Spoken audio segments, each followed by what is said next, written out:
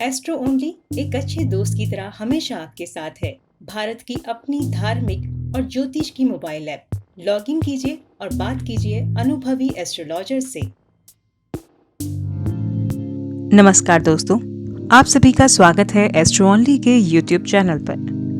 भारतवर्ष में बहुत से मंदिर हैं जहां जाकर भक्तजन अपने प्रिय भगवान के चरणों में शीश झुकाकर आशीर्वाद प्राप्त करते हैं।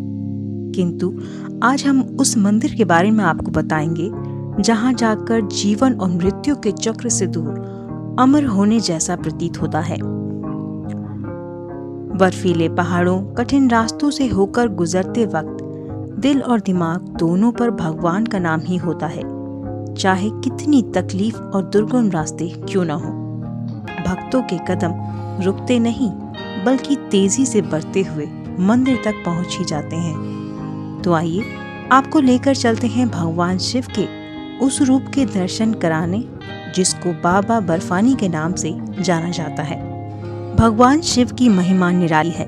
हिंदू धर्म में उनका पूजन विधि विधान से किया जाता है।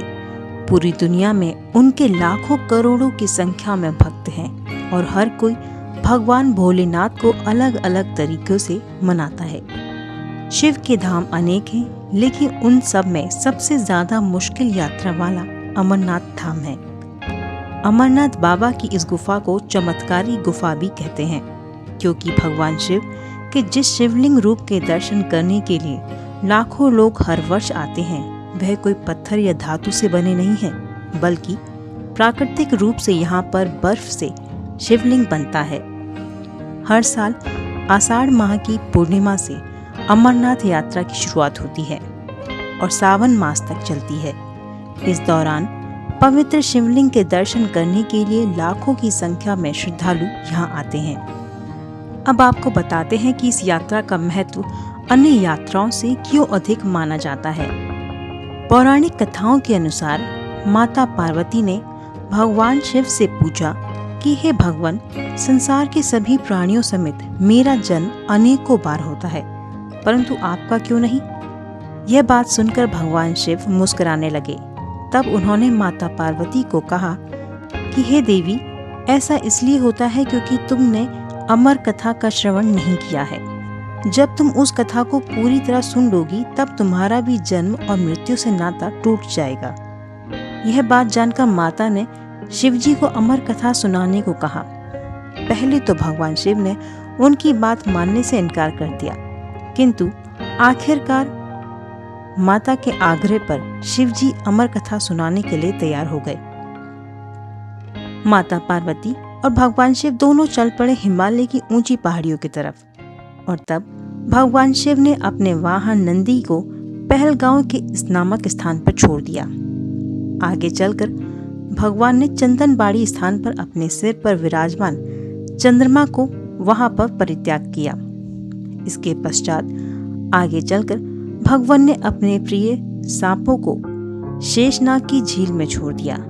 ऐसा माना जाता है कि भगवान गणेश को शिवजी ने महागुण पर्वत पर बिठाकर आगे बढ़ने का फैसला लिया। पंचतरणी नदी में 5 तत्वों को त्याग करने के बाद भगवान शिव पार्वती जी के साथ अमरनाथ गुफा तक पहुंचे।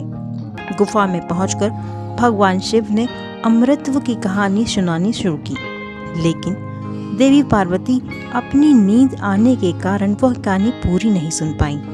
किंतु उनकी जगह गुफा में छिपकर बैठे एक कबूतर के जोड़े ने वह कहानी ध्यानपूर्वक पूरी सुनी और समय समय पर हामी भर के भगवान शिव से पूरी कहानी सुनते चले गए।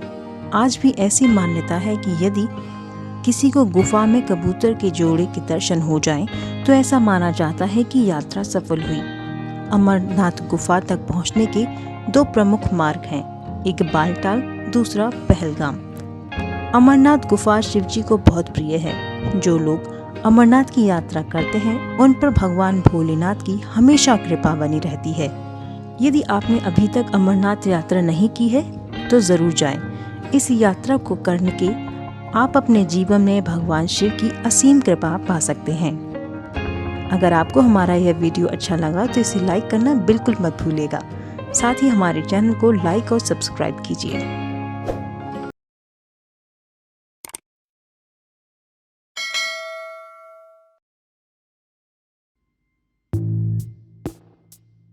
एस्ट्रो ओनली एक अच्छे दोस्त की तरह हमेशा आपके साथ है। भारत की अपनी धार्मिक और ज्योतिष की मोबाइल ऐप। लॉग इन कीजिए और बात कीजिए अनुभवी एस्ट्रोलॉजर से।